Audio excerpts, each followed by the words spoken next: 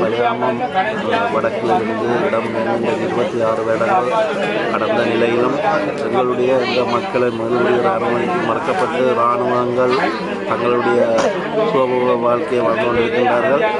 எங்களுடைய மக்கள் இந்த 34 நலமொழி நிலையங்களும் வாழ்ந்து கொண்டிருக்கின்ற சூழ்நிலையில் முகாமில் உள்ள மாணவர்களின் கல்விகள் அதே நேரம் பெண்களுடைய கலாச்சார பிரச்சனைகள் நடந்து கொண்டிருக்கின்ற சூழ்நிலையில் நாங்கள் பலதரப்பட்ட அரசியல் கட்சிகளிடமும் அதே நேரம் அரசாங்கத்திடம் மண்டோல் கொடுத்து எங்களுடைய மண்ணில் எங்களுடைய சொந்த நிலங்களில் குடியேற்றும்படி கேட்டிருந்தோம். ஆனால் இன்று வரை அது மறக்கப்பட்டு தொடர்ந்து ஏதிகளாக வாழ்ந்து கொண்டிருக்கின்றோம்.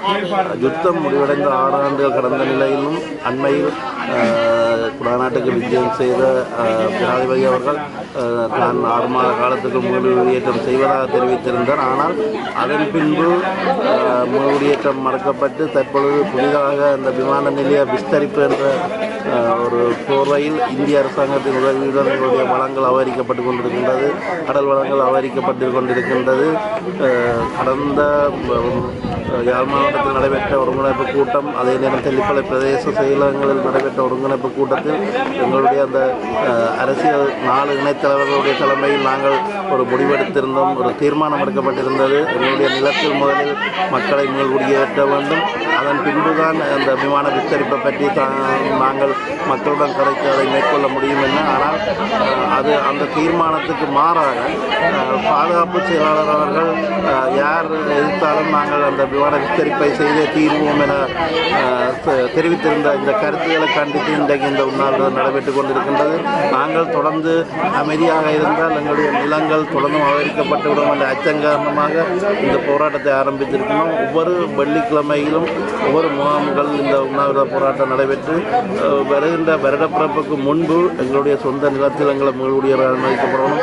அனுமதிக்க மறுக்கப்பட்டால் நாங்கள் எங்களுடைய அந்த மக்கள் ஒத்துழைப்புடன் நாங்கள் அந்த எங்களுடைய பிரதேசத்தை நோக்கி உள்நுழைகிறதுக்கு தயாராக இருக்கின்றோம்.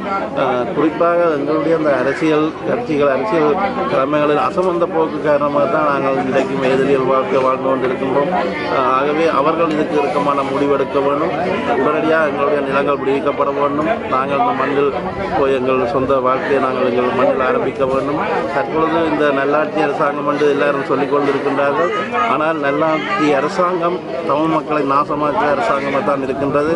ஆட்சிகள் மாறினாலும் காட்சிகள் மாறவில்லை என்ற சூழ்நிலை தான் நிகழ்ந்து கொண்டிருக்கின்றது. ஆகவே எங்களுடைய நிலங்களை நோக்கி நாங்கள் வருகிற எங்கள் வருடப்பிறப்புக்கு முன்பு போகிறதுக்கு தயாராக இருக்கிறோம். அதற்கு முன்பு எங்களுடைய கருத்துக்களை கவனத்தில் எடுத்து அரசாங்கம் உடனடியாக மீளுடியேற்றம் செய்யணும். மறுக்குமே ஆனால் நாங்கள் அத்துமீறி எங்களுடைய பிரதேசத்துக்கு நுழைவதற்கு தயாராக இருக்கிறோம்.